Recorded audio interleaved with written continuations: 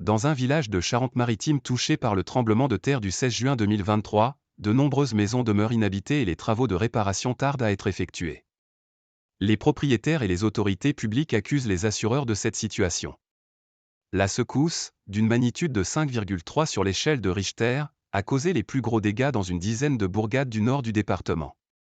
Comme à Cram-Chaban, où 180 maisons sont touchées, sur 360 boîtes à lettres, précise le maire, Laurent Renaud. 10 mois plus tard, de grosses poutres étaient encore des murs qui menacent de s'effondrer sur la chaussée et des bâches recouvrent toujours des toits. Pourtant les artisans sont à pied d'œuvre, reprenant des charpentes, consolidant des façades, détruisant des bâtisses trop abîmées. Ici, 40 maisons sont classées rouges, les propriétaires ne peuvent plus y vivre mais seulement passer prendre des affaires, 30 sont classées noires, interdit d'y pénétrer. Malgré le balai des fourgonnettes d'ouvriers, les réparations n'avancent pas assez vite. Humainement, c'est catastrophique, soupirent l'édile. Les gens tombent en larmes, faute de pouvoir se projeter vers l'avenir.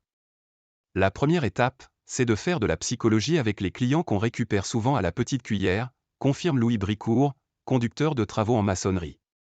Mobile Homes. Les montants à engager peuvent dépasser largement le prix des maisons, comme pour celle de Maud Hamel, il y en a pour 467 000 € de travaux, nous l'avons acheté 245 000. Il a fallu mandater un expert pour obtenir que des mesures conservatoires soient prises et qu'une bâche soit posée sur le toit car l'assurance avait refusé, déplore l'habitante. On était propriétaire depuis plus de 3 mois avant le séisme, donc la banque a refusé un report de prêt.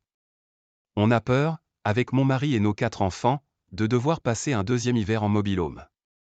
Une trentaine ont été mis à disposition par l'association Habitat et Humanisme.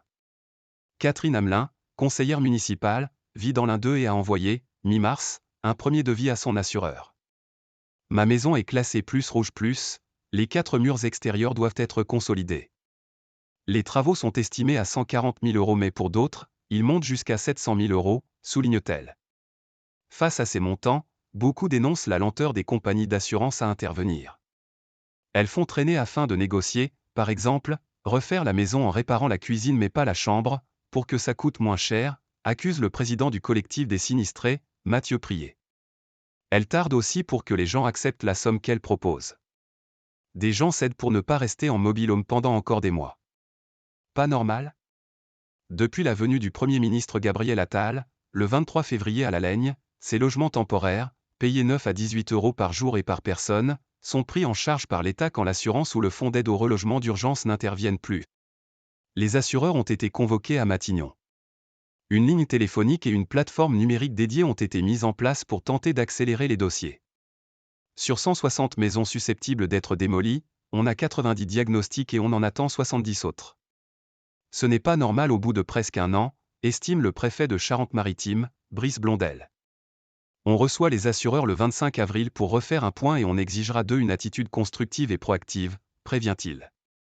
La fédération du secteur assure, elle, être en contact étroit avec les autorités locales depuis le séisme pour en suivre les conséquences.